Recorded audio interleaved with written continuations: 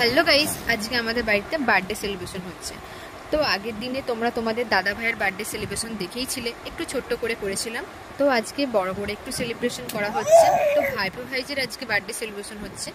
তো তোমরা আমার পুরো ব্লগসটা দেখতে থাকো, ভালো লাগলে অবশ্যই লাইক কমেন্ট করে তোমরা পাশে থেকো।